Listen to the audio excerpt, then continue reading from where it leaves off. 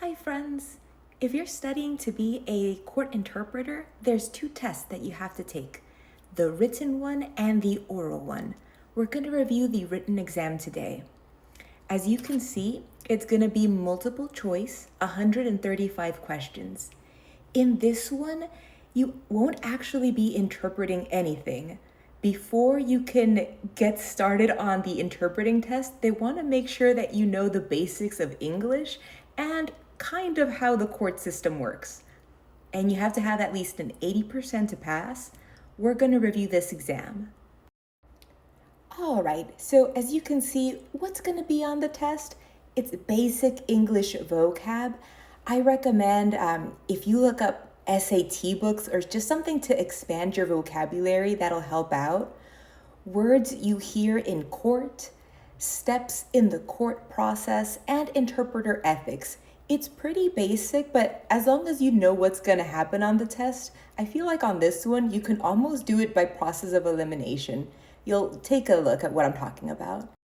All right, so I have this from the Oregon Judicial Department's website, and it gives a breakdown. Your state, if you're in the United States, probably has a similar guide, but it's a similar test. So let's see, sentence completion, pretty basic. If a person is terrified of spiders, then they are, well, if they're terrified, obviously they're not calm, they're not fascinated.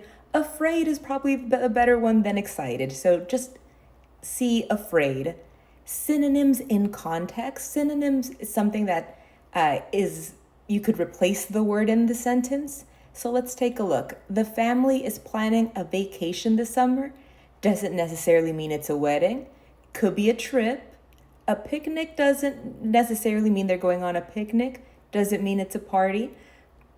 I'm going to say trip is probably the best one for this one. And let's move on. You can see the next one, just synonyms, is the most common one.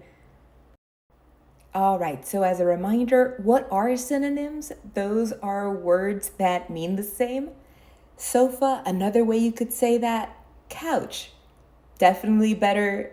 It's not carpet, it's not bed, it's not door. As you can see, they're just trying to make sure that you can speak English before they're going to see if you're ready to interpret in another language. An antonym, what's an antonym? That's the opposite. Hot, what's the opposite of hot? We have spicy, warm, flat, cold. Cold's probably your best bet here. And then I think this one might trip people up the most, idioms, if you've never heard some of these phrases before. So just do a quick Google search of popular idioms in the United States before you take this exam. So for example, do you need to make a pit stop before we get there?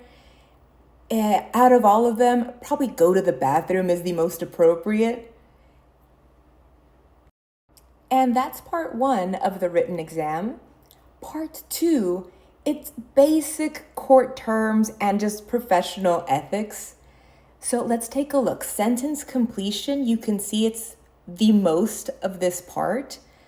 So a jury should be made up of a jury should be made of, this is a typo, but what's it? It should be part of the defendant's family, friends, coworkers, peers. So if you know what a jury is, you know it should be made up of your peers. Which of the following is a crime? Even if you don't know what every single crime in the world is, it's just basic knowledge. Robbing a bank. This one is probably,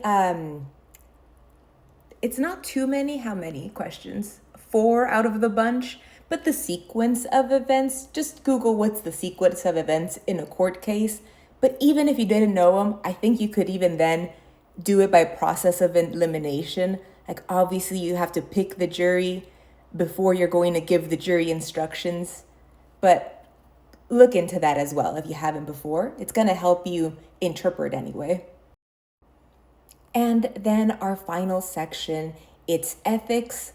If professional conduct question, if you don't understand one of the words that the person you are interpreting for, you should wait for the person to finish speaking and ask them to repeat the word. Skip the word entirely. You never just skip a word. take a guess, don't take a guess, so not that one. Interrupt the speaker right away. You never interrupt the speaker right away. You let the idea get across first and ask them to repeat the word. So even just by process of elimination, you can just mark A. And our final one for today, the ethical scenarios. You are in court and the person you are interpreting for asks you if they should plead guilty. What should you do? You are not an attorney, so you'll never give them legal advice. Never do A. That was meant to be said in confidence. If you say out loud, hey, should I plead guilty? You've just tainted the jury's opinion of this person or somebody else's opinion, so don't do that either. Offer to get their attorney and interpret for them. Yes, you are just an interpreter. Get their attorney.